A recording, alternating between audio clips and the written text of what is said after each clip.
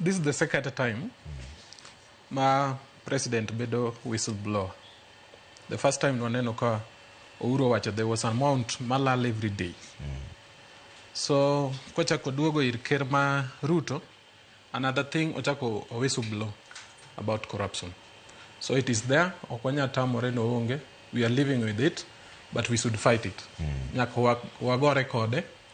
Koro kaka wadwa gore kode en ni independent offices ma fight corruption ogore gi corruption. Koro let us use our laid down mechanisms mag independent offices. Wamegi teko, gibed independence the way they are, kasto wagogi. But it is good to whistleblow. Kineno corruption to nyaka itimre nade? Nyaka iwachi.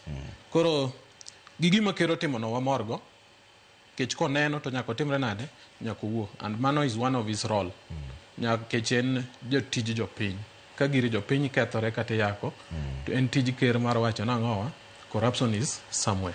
Yes. To Wycliffe ochopo sama koro jogi siemore ng'ato ng'ato siemo wadgi ni ine jamibadhi molo wadwa ine jamibadhi. Ang'o ma koro nyaka timre sani nikech iwacho ni duol magayo weche mag mibadhi onego bed ni tiyo. Nwaneno ka jatend piny Kenya otemo keto put moro manyien madhi ng'iyo kaka gigayo weche mag mibadhi to doho nochunge. Ang'o ma koro nyaka timre sani mondo mibadhi ni orum nikech nitiere duol magayo weche mag mibadhi, jatelo temo keto put moro, doho tamore. Ang'o ma koro nyaka timre sani? Gima nyaka timre Trevor